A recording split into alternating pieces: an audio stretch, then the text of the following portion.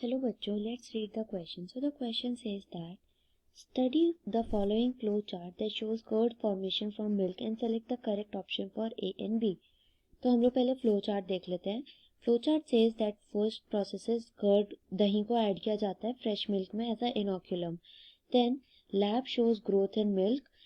Milk के अंदर कुछ ग्रोथ होती है. Production of dash A starts. Then coagulation and digestion of milk protein.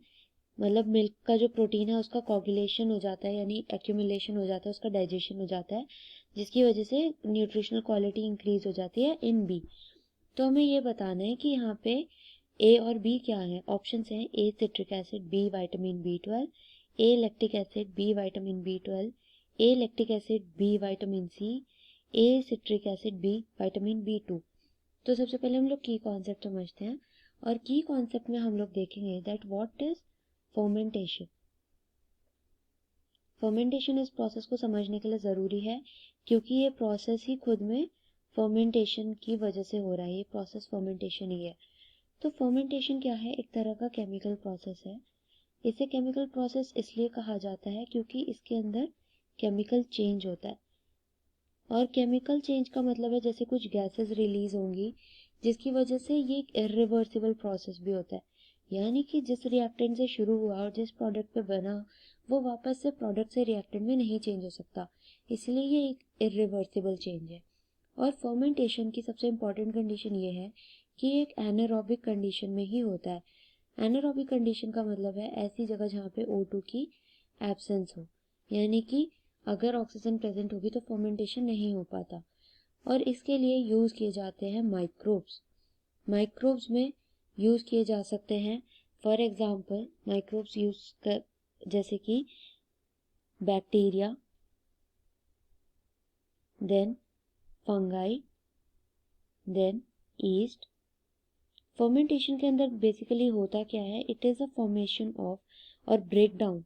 It is a break down of sugar to alcohol. या फिर ये एक तरह का स्वेलिंग भी करता है यानी कि फुलाता भी है. जैसे डो को ये फुलाएगा, स्वेल करेगा, ये भी एक तरह का फर्मेंटेशन प्रोसेस ही है. और फर्मेंटेशन प्रोसेस के अंदर ये भी आता है कि किसी भी एक रिएक्टेंट से जब प्रोडक्ट में चेंज आता है, केमिकल चेंज आता है, वो भी क्या बोलते हैं, फर्मेंटेशन है. फॉर एग्जांपल अगर हम लोग एक बैक्टीरिया है जिसका नाम होता है लैक्टोबैसिलस ट्राइकॉट्स. ये बैक्टीरिया जो है ये बहुत ही इम्पॉर्टेंट बैक्टीरिया है. तो इसका नाम होता है लैक्टोबैसिलस ट्राइकॉट्स. और ये इसलिए इम्पॉर्टेंट है क्योंकि ये करता है फॉर्मेशन ऑफ लैक्टिक एसिड. यानी कि ये बैक्टीरिया बहुत ही ज़्यादा इम्पॉर्टेंट है in the formation of curd from milk. यानी कि ये बैक्टीरिया जो होता है वो रिजल्ट करता है लैक्टिक एसिड की फॉर्मेशन में. और लैक्टिक एसिड जो है वो एक तरीके का ऑर्गेनिक एसिड है. ये जो होता है वो वाइट कलर में होता है. वाइट सॉलिड स्टेट यानी क्रिस्टलाइन फॉर्म में ये प्रेजेंट होता है लैक्टिक एसिड. और सॉलिड स्टेट में प्रेजेंट होता है और वाटर के अंदर डिसॉल्वेबल है यानी मिक्स हो जाता है. सो इट्स मिसेसिबल इन वाटर, ये जो लैक्टिक एसिड है. और बैक्टीरियम लैक्टोबैसिलस ट्राइकॉट्स की फॉर्म में ये क्या कर देता है, लैक्टिक एसिड कर्ड में चेंज कर देता है. यानी कि मिल्क के अंदर पहले क्या होगा, लैक्टिक एसिड की फॉर्मेशन होगी और लैक्टिक एसिड जो है वो कर्ड में फॉर्म हो जाएगा. तो और वहीं अगर हम इसके अंदर जब मिल्क को इंक्यूबेट किया जाता है, so whenever the milk is incubated, incubation का मतलब होता है जब उसे ऐसी कंडीशंस में रखा जाता है जहाँ पे वो फर्मेंट हो सके. तो इंक्यूबेट किया जाता है तो लैब जो होगा वो ग्रो करना शुरू करेगा. So lab will grow and it will produce lactic acid. और पहले हम यहाँ लिख लेते हैं कि lactic acid will be produced. और जब इसके अंदर ऐड किया जाता है then vitamin B12 is added. जब इसके अंदर विटामिन B12 ऐड किया जाता है तो जो कर्ड है उसकी न्यूट्रिशनल वैल्यू इंक्रीज होती है। जबकि अगर हम बात करें, पहले यहाँ पे लिख लेंगे न्यूट्रिशनल वैल्यू इज इंक्रीज।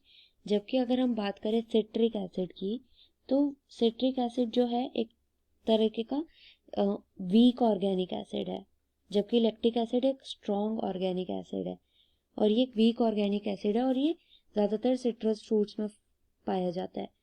और ये जो सिट्रिक एसिड है ये बहुत ज़्यादा रफ होता है और न्यूट्रिशनल क्वालिटी को डिक्रीज करता है। अगर इसको कर्ड में ऐड किया जाए, इसकी न्यूट्रल क्वालिटी जो है वो न्यूट्रिशनल क्वालिटी वो डिक्रीज हो जाएगी। ज़्यादातर ये यूज़ किया जाता है एज अ प्रिजर्वेटिव। तो अगर हम ऑप्शंस पे जाएं तो यहाँ से हमें पता चल जाएगा कि ए जो है that is a production of lactic acid. तो ए तो हमारा होगा लैक्टिक एसिड। अब हमारे पास दो ऑप्शन है, लैक्टिक एसिड और विटामिन B12 और लैक्टिक एसिड और विटामिन C। अब हमें पता है कि कौन सा न्यूट्रिएंट इंक्रीज करता है nutritional value, vitamin B12। So correct option हो जाएगा हमारे पास बी, यानी कि प्रोडक्शन होगी लैक्टिक एसिड की और न्यूट्रिशनल वैल्यू इंक्रीज होगी ऑप्शन नंबर विटामिन B12 से। सो ऑप्शन बी जो है वो करेक्ट हो जाएगा। Hope you understood. All the best.